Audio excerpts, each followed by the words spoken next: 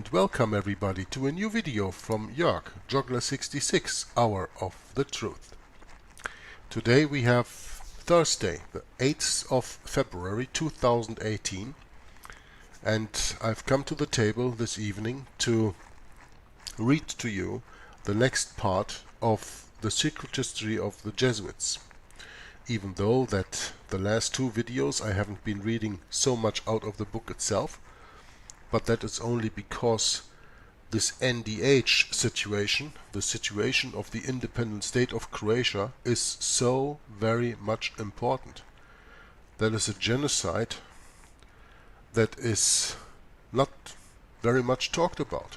That is history that is not very much talked about. And of course, you saw, I assume, that when you watched this 22nd part, that you saw the part 21 where I was speaking with Tom Fress, who called me on Skype during the recording of the video, and he could explain why he understands that Avro Manhattan in his book Terror Over Yugoslavia warns the people that what happened in the independent state of Croatia in the Second World War, what we were speaking about the last broadcasts, is a foreshadowing of things to come for the people in the United States of America, and also for the Inquisition that is being reinforced here in Europe, because the EU, the European Union so-called, is nothing else but the revived Holy Roman Empire of the time before the Reformation. And the question is only when they are getting their guns out. So today I want to continue the reading in the paper that I left off yesterday. You probably remember. We were speaking about Avro Manhattan, and he was at a dinner, at a dinner party in Upper Brook Street, Mayfair, London in the late 1940s, and met there Eleanor Roosevelt while he was doing research for his book.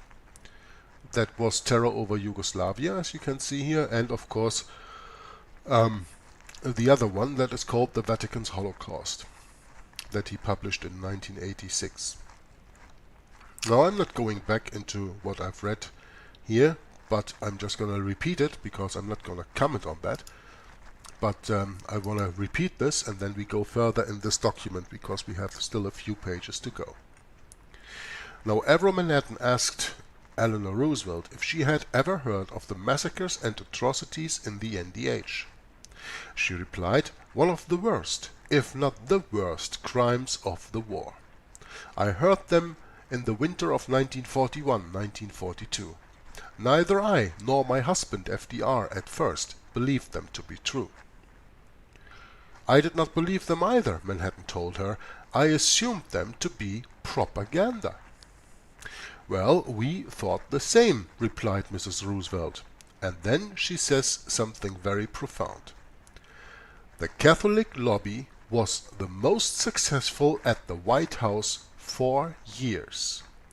This is what the former First Lady Eleanor Roosevelt tells Avro Manhattan, the author, who is, by the way, a Knight of Malta.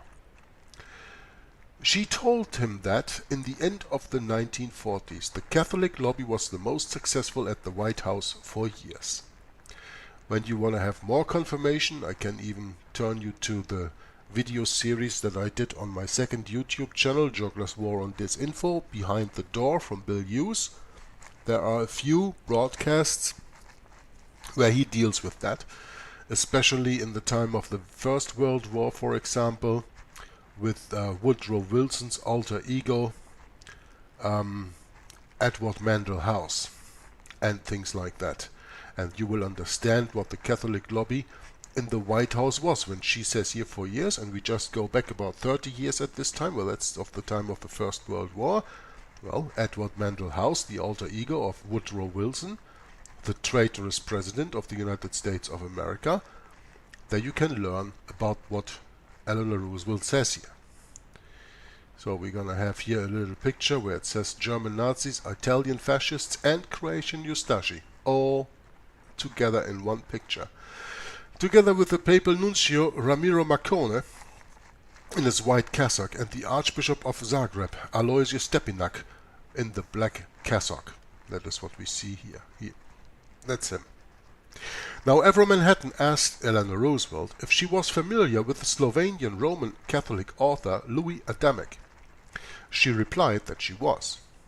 Adamic had been one of the many who had persuaded her husband that the atrocity stories from Croatia had been concocted by the Nazi propaganda machine. So this is why she first answered, "We thought the same," when she said, "Neither I nor my husband at first believed them to be true," and Avro Manhattan answers, "I assumed them to be propaganda, because they fell for the propaganda of the Slovenian Roman Catholic author Louis Adamic, who had been one of the many people who had persuaded her husband and many other people that the atrocity stories from Croatia had been concocted by the Nazi propaganda machine. So they were not true, it was just Nazi propaganda. Why?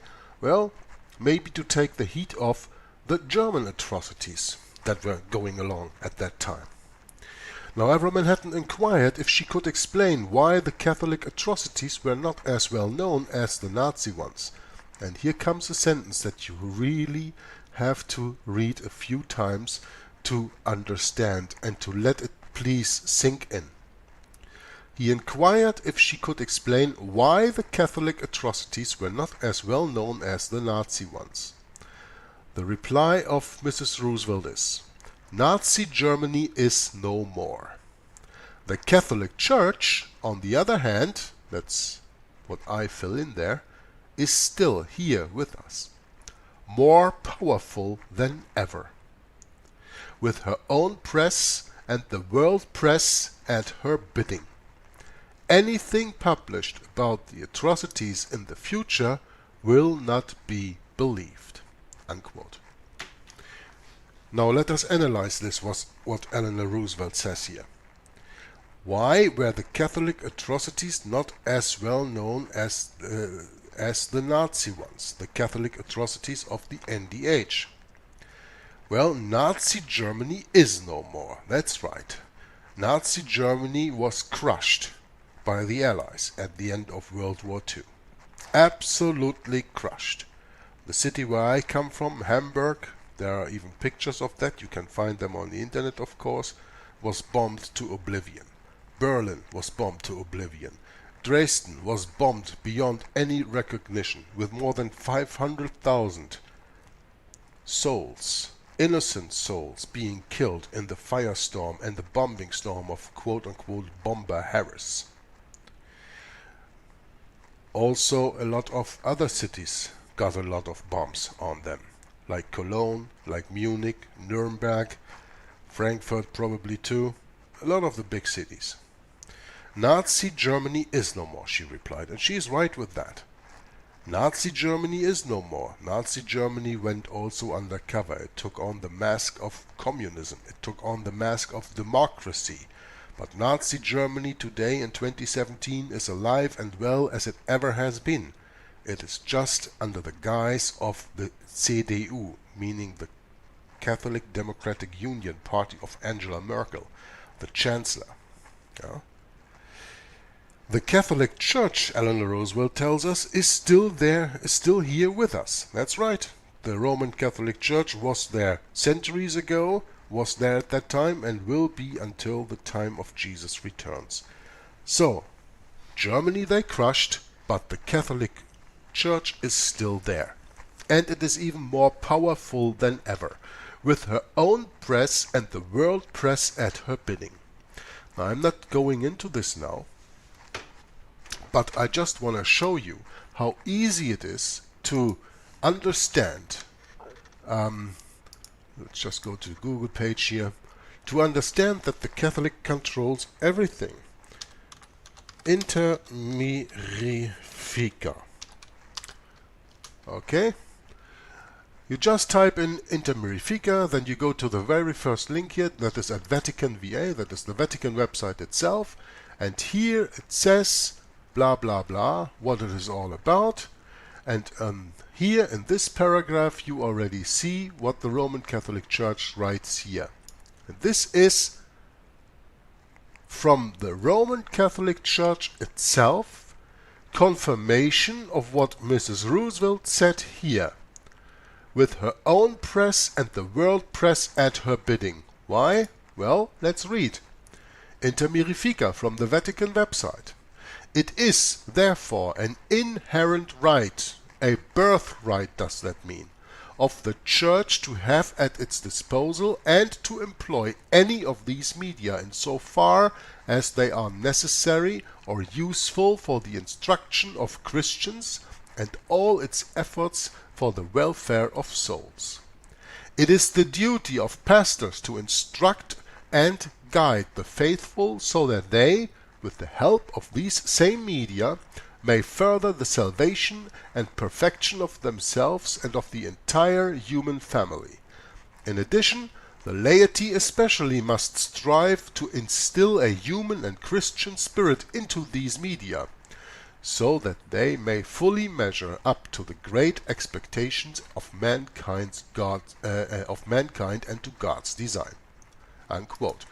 Now, if you want to know what media are they talking about, well, you have this paper, Inter Mirifica, from Antichrist Pope Paul VI on the 4th of December 1963, and you have another one that is called come on. Oh, not true. Oh, this is not possible that I forget that. Miranda Prozos. That is from a few years earlier, from 1958, and still under Antichrist Pope Pius XII, Hitler's Pope, published. And that deals with all the media, that deals with the printing media, that deals with the television, that deals with movies, that deals with any kind of media. It says here so in the beginning, such as the press, movies, radio, television, and the like. And the like, of course, because at that time there were no social media. At that time there was no internet, and there was no quote-unquote alternative media, but it is all implied in this Inter Mirifica and Miranda Prozos, such as the press, movies, radio, television, and the like, and so on. So I just want to show you this to you, that you understand that what Mrs. Roosevelt says here is absolutely true, and even from the words of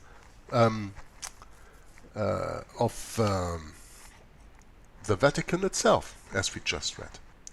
Anything published about the atrocities in the future will not be believed. No, because, you know, when you take the picture, when you take the work of the Roman Catholic Church did together with the Lutheran Church for the 500th anniversary of Luther's nailing of the 95 Theses to the church door in Wittenberg, they did this paper together, the Lutherans and the Catholic Church, from conflict to communion.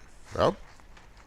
And there it said, and I said that in earlier other broadcasts, I don't know if what in the line of this one, but then you have to look it up in my archive somewhere, that, and by the way, there is a video out on my channel from Conflict to Communion, bilingual. It's, I think, one of the only bilingual videos that I have from Conflict to Communion, from Konflikt zur Gemeinschaft, where it says that they don't want to tell a different history, but they want to tell history differently. And that's what Eleanor Roosevelt means here. Anything published about the atrocities in the future will not be believed, because they will tell it completely differently than it actually happened. Now, Manhattan then informed her that he was writing a book on the Vatican role in the atrocities in the NDH. Now listen to what she, Eleanor Roosevelt, replies. "Your book," she says, "might convince a few. But what about the hundreds of millions already brainwashed by Catholic propaganda?" What Catholic propaganda? Well, the Catholic propaganda of Inter Mirifica. That Roman Catholic propaganda. What you can read everywhere in the controlled press. "Your book might convince a few," she commented, "but what about the hundreds of millions already brainwashed by the Catholic propaganda?" That are those people who take videos like this and then comment that it is all not true, because they read here and there, this and that. And they don't base their research like I do on the Bible and true history. And this article that I'm reading here is true history. This Inter Mirifica is true papal history. This is from the Vatican website itself. Everybody can look it up as easily as I did in the search engine. Just type Inter Mirifica. Huh? It is that easy. Your book might convince a few, she commented, but what about the hundreds of millions already brainwashed by the Catholic propaganda? Yeah, those are, I guess, lost souls. Now, Manhattan recalled a few years later, in 1953, when the book was eventually published, although 2 editions were sold within weeks, no part of the British or American press dared even to mention it. Adamic, you know, that Roman Catholic writer here from that Slovenian Roman Catholic author, Adamic, that guy, he wrote that, quote, the atrocities were all propaganda to stir up anti-Catholicism. Yeah, that's the same that they're gonna say about the broadcast like I do, that I am anti-Catholic, and I am. I am anti-Catholic, I am pro-Jesus Christ. And when you are pro-Jesus Christ, you cannot be pro-something else too, and certainly not pro-Satan. And the Roman Catholic Church is the synagogue of Satan. The atrocities were all propaganda to stir up anti-Catholicism. Yes, when you are a Bible-believing, Jesus-following Christian, you are anti-Catholic, because Catholicism is the Bible 180 degrees turned around. It is Satan and not the God of the Bible. Now, FDR knew of the genocide in Croatia and Bosnia and was appalled to the point that he did not think it possible for Serbs and Croats to live in the same country. In the book Roosevelt and Hopkins, an intimate biography, which was published in 1948, one of FDR's closest advisors took notes on the meeting held on March 15, 1943, between FDR and Anthony Eden, the British Foreign Secretary at that moment. They discussed the post-war European landscape. Regarding Serbia, FDR was adamant that Serbs and Croats should not be in the same country. The President expressed his oft-repeated opinion that the Croats and the Serbs had nothing in common, and that it is ridiculous to try to force 2 such antagonistic people to live together under one government. He, the President, thought that Serbia itself should be established by itself and the Croats put under trusteeship.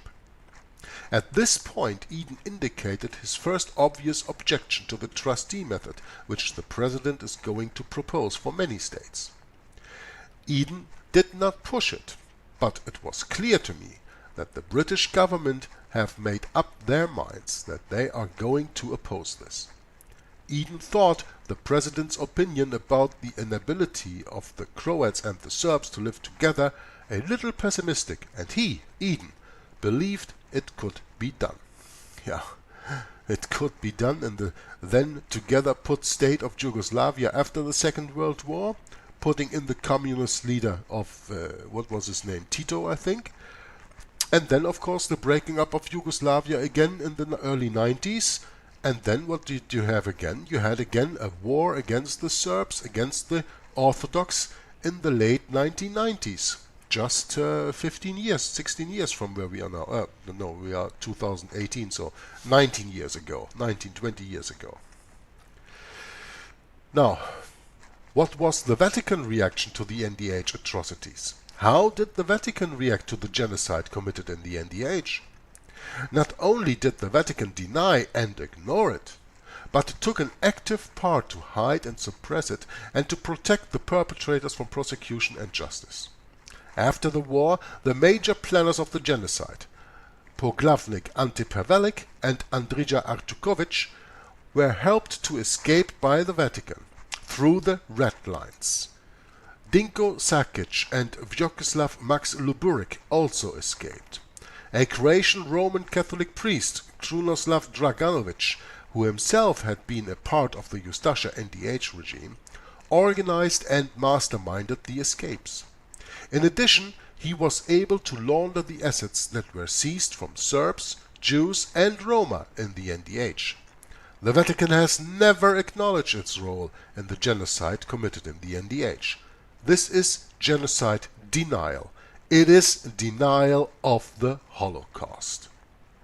The Vatican protected the accused Ustasha war criminals and assisted them in escaping prosecution for war crimes.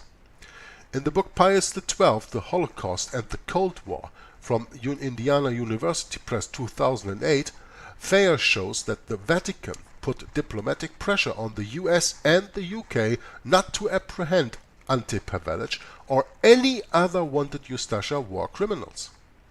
US intelligence had located Pavelic, but was prevented from arresting him. Why would the United States not arrest arguably one of the most notorious mass murderers of World War II? Why would the United States help to shield an accused war criminal suspected of committing genocide? Why and how could such a fanatical fascist accused of genocide escape arrest and prosecution? Why was Ante Pavelic allowed to escape to Argentina by the US government? Now allow me that I bring back to your memory the book that I am going to read in a later part of the same reading of The Secret History of the Jesuits. I will include chapter 3 of the book The Real Odessa by Yuki Goni. How Perón brought Nazi war criminals to Argentina, and also of course Nazi war criminals from the NDH. This complete book deals with that. I've started reading that some time ago. I think I read about the first 60, 70, 80 pages, something, I don't know. I started reading in English, then I got the same book in German, because in German it's also very interesting to have, because of course about helping Nazi war criminals escaping is interesting information for German people who often don't have that information. And I am going to read this chapter 3 of The Real Odessa from Yuki Goni, and there we will come back into everything that I just asked here. Why would the US not arrest? And so on and so on. All this stuff will be dealt with when I read the part of The Real Odessa. And in the meantime, you can go to any search engine on the internet, type in The Real Odessa by Yuki Goni or just The Real Odessa, and you can order that book for yourself, as I did, and read it for yourself and do your own research, and you don't have to rely on the conclusions that I make after reading those works. Now, why was Ante Pavelic allowed to escape to Argentina by the US government with the help of Perón? Well, the answer is that the Vatican orchestrated his escape. Why? Thayer quoted US counterintelligence corps agent William Gowen, the son of Franklin Gowen, a US diplomat in the Vatican, who reported in 1947 that Pavelic's, quote, contacts are so high and his present position is so compromising to the Vatican that any extradition of the subject would be a staggering blow to the Roman Catholic Church, unquote. Pavelic and the other Ustasha war criminals guilty of genocide were allowed to escape to protect the Vatican. They were allowed to escape to protect the Antichrist, that no one comes to the idea that the biblical, historical and prophetic Antichrist always was at that time and still is today the papacy of the Roman Catholic Church. Both Britain and the United States could have arrested Pavelic and the other Ustasha war crime suspects, but choose not to, enabling them to escape and to elude prosecution for war crimes and for genocide. In Hunting Evil, the Nazi war criminals who escaped and the quest to bring them to justice, published by Random House 2009, Guy Walters documented a United States CIC report that stated that the British had allowed Anti-Pavelic to escape. In October 1946, a CIC report stated that, quote, there can no longer be any doubt that the British aided the escape of Dr. Anti-Pavelic. The US also knew of Pavelic's location, but refused to arrest him. Now, Walters showed that the US knew where Pavelic's daughter lived, as she reported regularly to US occupation authorities. According to Walters, the British reported that, quote, it's no use trying to get Pavelic. The Yanks are backing him, unquote. In August 1947, United States CIC agent William Gowan reported that Pavelic was, quote, receiving the protection of the Vatican, unquote. Why were Britain, the United States and the Vatican all helping Pavelic to elude capture? Gowan wrote that the Vatican opposed the extradition of Pavelic because his capture would only, quote, weaken the forces fighting against atheism and communism in its fight against the Church. Unquote. Weaken the forces fighting against atheism and communism. And in the meantime, the forces of atheism and communism fight the papal crusade against the Orthodox. That is not mentioned. In other words, the Serbs would only benefit. The Orthodox would benefit. The Russians would benefit. And ultimately communism and the USSR would be the beneficiaries. It was a zero-sum game. Qui bono? Who benefits? Who would gain if Pavelic was arrested and prosecuted for war crimes and genocide? Well, I can tell you who would profit and who would gain if Pavelic was arrested. Truth would prevail. Jesus Christ would prevail. People could get to know Jesus Christ if that happened.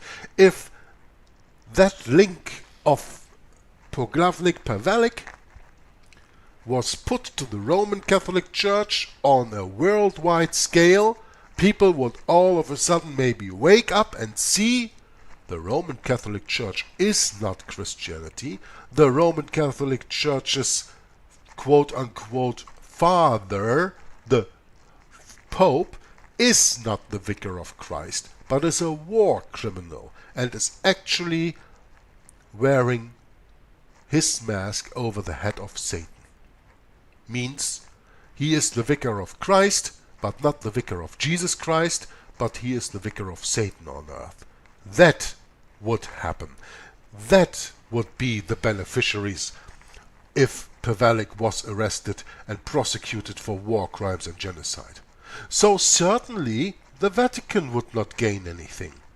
Only the Orthodox would benefit. Only the Protestants would benefit. Only the truth would benefit. Only the Serbs would benefit. Only communism would benefit, the author says here. Only the USSR would benefit. This is how the Vatican sold the idea to the US government. Arresting Pavelic would be detrimental in the Cold War against the USSR. And this Cold War against the USSR was a joke from the beginning.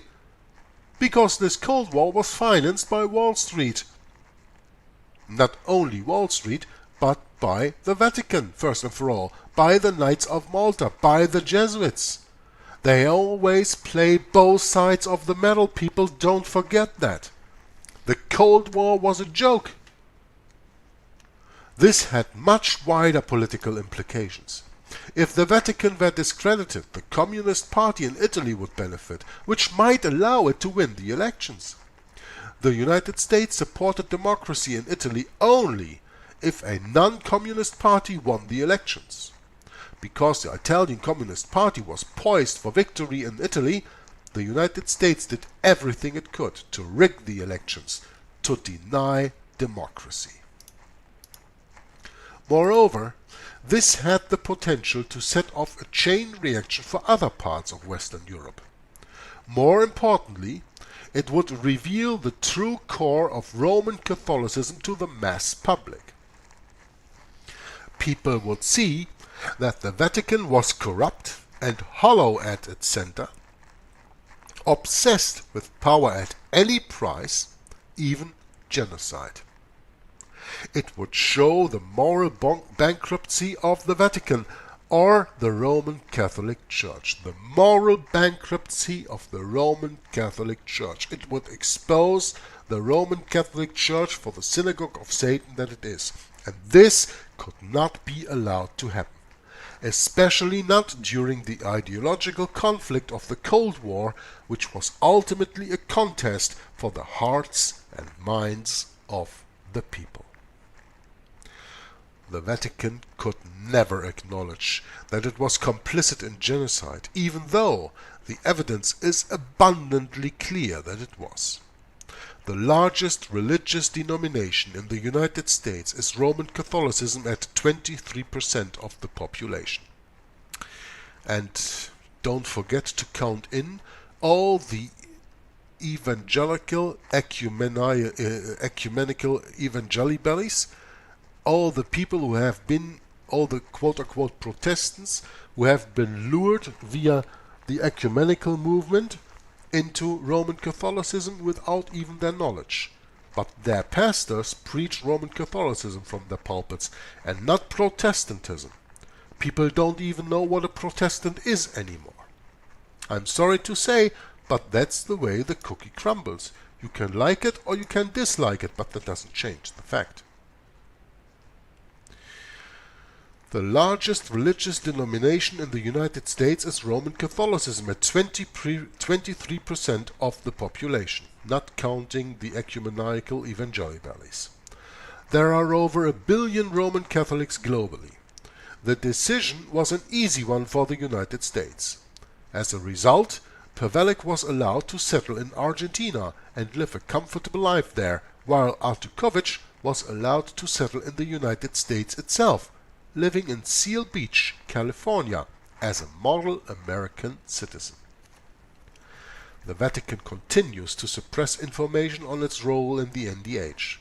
John Cornwell, you know, the author of the book Hitler's Pope, here in the picture, John Cornwell noted that, quote, more than half a century after the war, the Vatican has still failed to make a clean breast of what it knew about the Croatian atrocities and the early stages of the final solution, and when it knew it. Unquote. Here in this picture we see the Vatican legate Ramiro Marcone, third from the right. That's here. Aloysius Stepinac, that is the cardinal, first on the right, over here. And Poglavnik Pavelic, partially obscured far left, here, you see him. At the 1944 funeral for Marko Dožin, the president of the Ustasha Parliament. Now in this paper we come to a conclusion. The conclusion is: the Vatican denied and ignored the role it played in the genocide committed in Croatia and Bosnia during World War II. Moreover, it took an active part in concealing and suppressing not only the genocide itself, but its role in that genocide. Finally, the Vatican acted to protect the perpetrators and to shield them from prosecution and justice. The Vatican has never addressed these issues. And then we only come to the footnotes, which I will show you for a moment so that you know that all the quotes are sourced and the sources are here in the footnotes. Okay? Just for you to know where all these are taken from.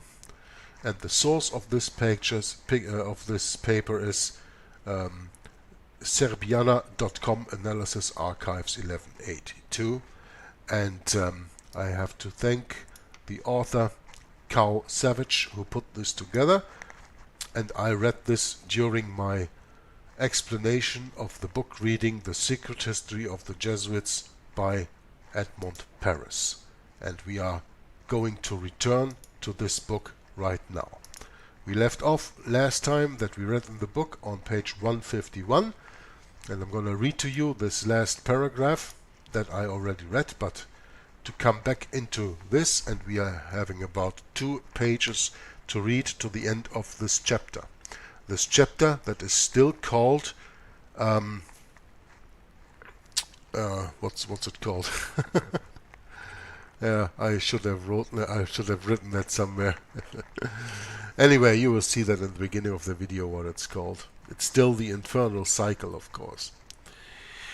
We might as well leave this peculiar bishop to enjoy his clear conscience, this primate of Croatia supposedly stripped of any authority, calling himself metropolitan when he wasn't so, and who, to crown the paradox, was opening doors when shutting them. But at the side of this fantastic prelate there was another one, consistent and corpulent, R.P. Marcone, personal representative of Pius XII. Now let me just go to the right pictures, and I have to see where is Marcone. Is Marcone before this or is he behind this?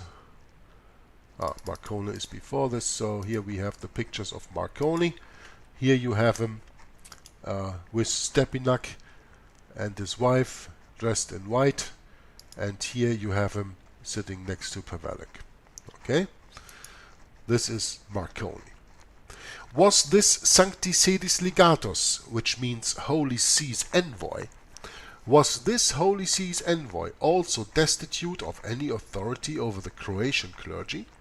Nobody knows, for the dossier so well expurgated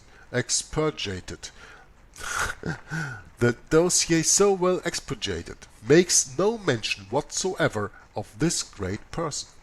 We could even be oblivious of his existence if we didn't have other information such as photographs, look to the right, which show him officiating at Zagreb's cathedral, enthroned amongst Eustachi general staff, and above all sharing a meal with the family of Pavelic, the practicing Catholic who organized the massacres.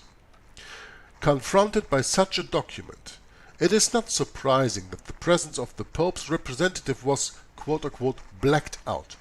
The mystics would call this enlightening darkness. But these few lines from the dossier are even more enlightening. Quote, the procurator himself, in his bill of indictment, names the Holy See Secretary of State, Cardinal Maglione, who had, in 1942, advised Archbishop Stepinac to establish more cordial and sincere relations with the Eustachi authorities. Unquote. This is sufficient to put an end to any more quibbling.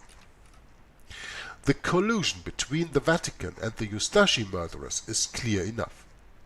The Holy See itself was urging Monsignor Stepinac to collaborate with them, and the personal representative of Antichrist Pope Pius XII, by taking his place at Pavelic's table, was applying the pontifical instructions to the letter. Sincerity and cordiality in the relations with murderers of Orthodox believers and Jews and Gypsies and Protestants. But what do the Jesuits... This does not surprise us, does it? But what do the Jesuits think of it all? As they obstinately affirmed that the constant cooperation given to the dictators by the prelates of His Holiness was an option entirely personal and not dictated by the Vatican. Now, Cardinal Maglione, I have to switch to another picture here. Let's see where I have him. This is Italian fascist minister Dino Alfieri when he visits the Vatican with Cardinal Maglione on the 7th of December in 1939. So here you have, of course, in this uniform, the Italian fascist minister Dino Alfieri, and here you have Cardinal Maglione on the 7th of December in 1939 in the picture. Now, when Cardinal Maglione sent the previously mentioned recommendations to Zagreb's Archbishop, was it his personal opinion he expressed under the seal of the State Secretary Office? The proof of the connivance between the Holy See and the Eustachis, supplied by the RP Dragoon, which has just been mentioned, puts an end to this chapter. but here is a new confirmation of the evangelical sentiments which flourished and still flourish amongst the faithful of the Croatian Catholic Church toward the Orthodox Serbians. The Fédération Ouvrière Croate en France, which stands for the Federation of Croatian Workmen in France, sent out an invitation to the solemn meeting organized for Sunday, 19th of April 1959 at the quote, General Confederation of Christian Workmen unquote, Center in Paris to celebrate the 18th anniversary of the foundation of the Ustashi Croatian state. The invitation read, listen closely. The ceremony will start with a Holy Mass, being said at the Church of Notre Dame de Lorette. But the reader, edified by this pious start, is the more startled when he discovers soon after his straight exhortation, "Death to the Serbians." So this is not so banal. Document expresses the regrets that not more of these brothers in Christ were killed. The book of the R.P. Dragoon, rector of the Croatian mission in France, implies that the welcome given by the French Catholics to the Croatian refugees was not warm enough. We are told this on pages 59 and 60 and on pages 280 and 281. The author mentions the grievous disappointment these refugees experienced at being met by a total lack of understanding on the part of their brothers in the faith. Unquote. Considering the aforementioned document, this lack of understanding seems comprehensible. We are glad that our fellow countrymen, in spite of the most grand invitations, show little sympathy to a form of piety in which the call to murder walks hand in hand with the Holy Mass in the best Roman and Ustashi tradition. We would be even more glad if such bloodthirsty tracts were not allowed to be printed and distributed openly in Paris itself. Now let me change the picture again. On the 10th of February 1960, Edmond Paris continues, the infamous Archbishop of Zagreb, Alois Stepinac, died at his native village of Karlovice, where he had been made to reside. He was arrested at home. He had home arrest. This death gave the Vatican an opportunity to organize one of its spectacular manifestations for which it excels. On that occasion, a lot had to be done, as many Catholics had no illusions as far as the Stepinac case was concerned. So, the Holy See surpassed itself to give this apotheosis all the pomp possible. The Osservatore Romano, that publication by the Jesuits that you know already, and all the Catholic press dedicated many columns to the rapturous praises of the quote-unquote martyr, his quote-unquote spiritual testament, and the speeches of His Holiness Antichrist John the 23rd, proclaiming, quote, his respect and supernatural affection, unquote. These were the motives which prompted him to give to this cardinal, who was not part of the Curia, the honors of a solemn service at St. Peter's in Rome, where he himself would give the general absolution. And to complete this glorification, the press announced that the beatification of that illustrious person would soon be started. We must admit that he deserved so much praise, and even the halo, for having observed the holy obedience and carried out to the letter the pressing instructions of the Holy See concerning the cordial and sincere relations wished for between himself and the Eustachis. But, even amongst Catholics, we hope that some will be found who will discern behind the exaltation of this future saint and the burial under flowers of the bloody souvenirs of his apostolate the attempt of the Vatican to hide its own crime. And this brings us to the conclusion of this chapter in The Secret History of the Jesuits by Edmond Paris. Next time we are going to continue in section 5 and chapter 4 with the title of the Jesuit movement in France before and during the 1939 through 1945 war. But that's for another moment.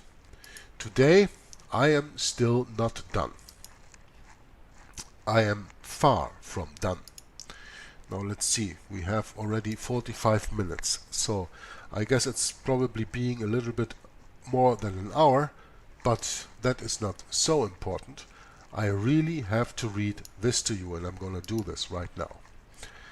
We have here a newsletter from Richard Bennett from the website Berean Beacon. Richard Bennett worked together in this paper with Michael de Semlyen.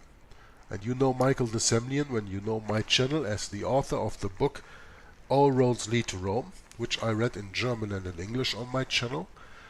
He did a continuation of that book that was called The Foundations Under Attack, that Tom Fress read in 2017 on First Amendment Radio and Inquisition Update.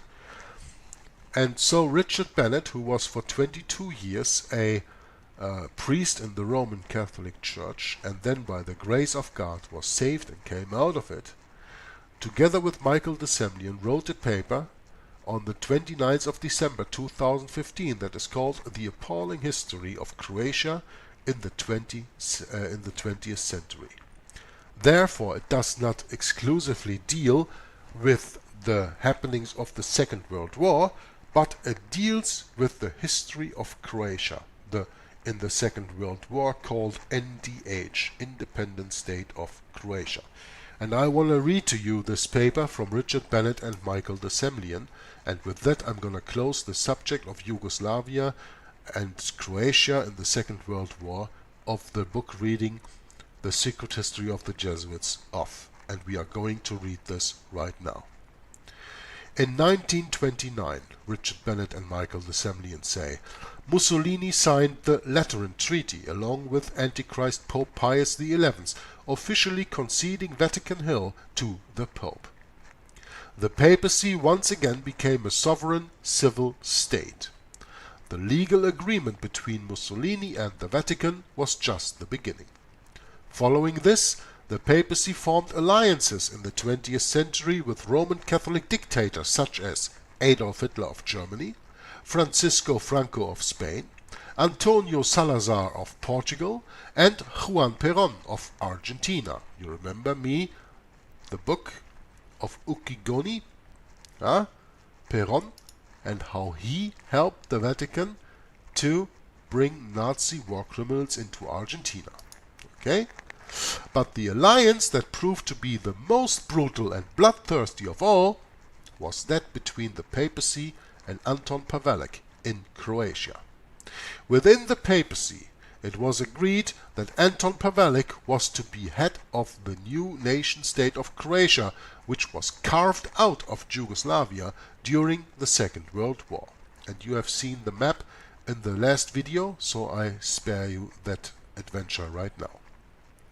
During Pavelic's 4-year reign, between 1941 and 1945 that is, he and Roman Catholic prelate Archbishop Alois Stepinac, later cardinal, pursued a convert or die policy among the 900,000 Greek Orthodox Serbs, Jews and others in Croatia.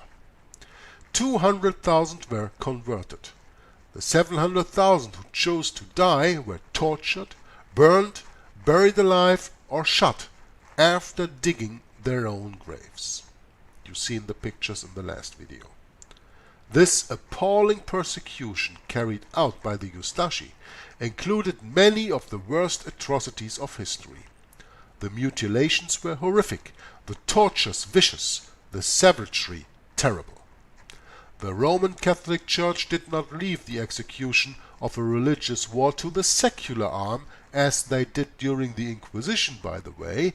Then there was a spiritual court condemning the quote-unquote heretics to death, but the secular arm was then to execute these judges.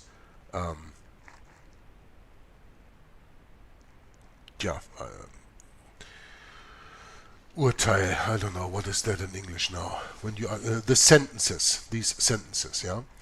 But here, the Catholic Church did not leave the execution of a religious war to the secular arm. The Roman Catholic Church was there herself, openly ignoring precautions and bolder than she had been for a very long time. Why was she bolder than for a very long time? Because she had been set off her temporal power, the Roman Catholic Church. The time between 1866 and 1929. That's what this article just started with. The Lateran Treaty of 1929, when Mussolini gave the temporal power back to the Vatican, and by that the wound was healing that was mentioned in Revelation 13. The Roman Catholic Church did not leave the execution of a religious war to the secular arm. She was there herself, openly ignoring precautions and bolder than she had been for a very long time, wielding the hatchet or dagger, pulling the trigger, organizing the massacre. The Roman Catholic priests tortured and killed, and even nuns were used for that. Many of the Eustachi officers were priests or friars sworn to fight, quote, with dagger or gun, unquote, for, quote, the triumph of Christ and Croatia, unquote. Priests played a prominent role in the closing or takeover of Serbian Orthodox churches, the seizure of church records, and the interrogation of the Serbian Orthodox clergy. They also supervised concentration camps and organized the torture of many of their victims. French author Edmond Paris, who was born a Roman Catholic and has written a very thorough account of this terrible massacre in his book Convert or Die, so this is another book than the Secret History of the Jesuits that we are reading for the moment, has said, quote, "It is difficult for the world to believe that a whole people could be doomed to extermination by a government and religious hierarchy of the 20th century just because it happened to belong to another ethnical or racial group and had inherited the Christianity of Byzantium rather than that of Rome." Unquote. This is a sentence you have to maybe reflect a little bit about. Maybe you read it for yourself quite again. Put the video on pause, read it again, and think a little bit about it, what Edmond Paris says here. I'm going to repeat it. It is difficult for the world to believe that a whole people could be doomed to extermination by a government and religious hierarchy of the 20th century just because it happened to belong to another ethnical and racial group and had inherited the Christianity of Byzantium rather than that of Rome. Now, problem is a little bit the time. We are already about 50 minutes, 53 minutes. I don't want to go too deep into this. But this little sentence can be analyzed so deeply that it takes an hour or two in an own video, in video of itself. Look, the point that I want to make here is, we are speaking about the Christianity of Byzantium, so this speaks about the Orthodox, as we have already learned before. But you can also apply this to the Jews that have been killed by the Germans. It is difficult for the world to believe that a whole people, the Jews, could be doomed to extermination by a government and religious hierarchy of the 20th century just because it happened to belong to another ethnical and racial group and had inherited Judaism rather than Catholicism. You can read it that way too. And you can also understand this in the light of the last broadcast that I did with Tom Fress, where he proved that in the book Terror over Yugoslavia from Avro Manhattan, we can understand from that chapter that he read that the things that happened in Croatia in the Second World War are a foreshadowing of things to come to the United States of America. Now read the sentence from Edmond Paris this way.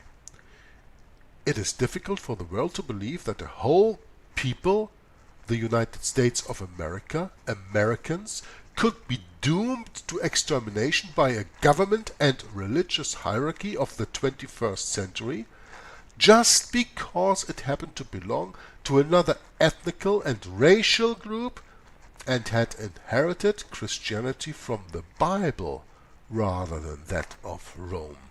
Unquote. How is that for understanding?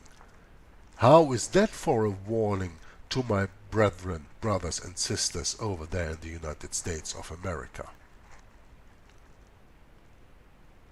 Read that sentence quietly for yourself. Put the video on pause, read it, think about it, read it again, think more about it. Write it down, copy it, go to the website bereanbeacon.org and get this blog for yourself and read it and understand it. It is difficult for the world to believe that a whole people could be doomed to extermination by a government and religious hierarchy of the 20th century just because it happened to belong to another ethnical and racial group and had inherited the Christianity of Byzantium rather than that of Rome. The creation of the entirely Roman Catholic independent state of Croatia during the Second World War was accompanied by a persecution so ferocious that it is difficult to find a parallel in all of history. The Inquisition applied to the Serbian Orthodox by the Croatian Catholics accounted for 700,000 Serbs being tortured and killed in just 4 years. So while the Inquisition ended in the 19th century, quote-unquote officially, she never ended, actually, the same procedures and mindset were evident in Croatia in the 20th century. In fact, the same mindset is still officially maintained by the papacy in the 21st century. The Roman Catholic Church to this day maintains the laws that she used as her authority to torture and murder Bible believers for over 600 years. In her present-day laws, she states her right to coerce Christian people. Now, before I go into this, a little explanation. Richard Bennett was a member of the Roman Catholic Church for 22 years. He is perfectly trained to understand Latin. He reads all the publications of the Antichrist that first come out in Latin and even understands them in the original language. And that is the most important part, he doesn't only read and understand Latin, he also understands the casuistry and sophistry, which is in a short word Pope speech. He understands Pope speech, and by that he analyzes the canon law. Therefore, he says here, thus, Canon 1311 states, quote, "The Catholic Church has an innate and proper right to coerce offending members of the Christian faithful by means of papal sanction." The Church has an innate and proper right. Where did we read that? When we go to Inter Mirifica, what does it say here? An inherent right. Isn't that the same as an innate and proper right? I think so. I'm not an English expert or expert of the English language, but I think that those words are probably interchangeable. So that means that the Catholic Church has an innate and proper right to coerce offending members of the Christian faithful by means of papal sanctions. And of course with Christian I mean Catholic. Huh? While there are no sanctions in torture and death at the present time, the same astonishing mindset is Roman Catholic law. The fact is that the papacy still claims the right to judge and impose chastening that has not changed since the days of the Inquisition. In present day, 2018 even, canon law, she also decrees in canon 1405, section 1, quote, "It is the right of the Roman pontiff himself alone to judge in cases mentioned in canon 1401.1 those who hold the highest civil office in a state." And in canon 1401 it says, quote, "By proper and exclusive right the Church adjudicates 1. Cases concerning spiritual matters or connected with the spiritual. 2. The violation of ecclesiastical laws and all those cases in which there is a question of sin in respect to the determination of culpability and imposition of ecclesiastical penalties." The Holy Spirit's admonition to believers is to be remembered as these decrees are certified into law. Quote, "Stand fast therefore in the liberty wherewith Christ has made us free, and be not entangled again with the yoke of bondage." In past times, kings, princes, and nations were supposed to tremble at the decrees of the Roman Catholic Church. Woe to him who resisted! Subjects were released from their oaths of allegiance. Whole states were placed under interdict. By deception regarding the gospel, and subsequently by force, the papacy has held her domain together. She has only external unity, as anyone who has lived within her system and studied her decrees and history knows. Our prayer for Croatia. We have documented on how the institutionalized papacy and the powers of darkness have conspired against Serbs, have conspired against Jews and others in Croatia. It is horrendous. Our prayer now is that the Lord Jesus Christ would show the power of His kingdom in Croatia. Psalms 2 reminds us that the Lord Jesus, the Messiah, reigns. His throne is not moved, whatever may be the turmoil and schemes against Him.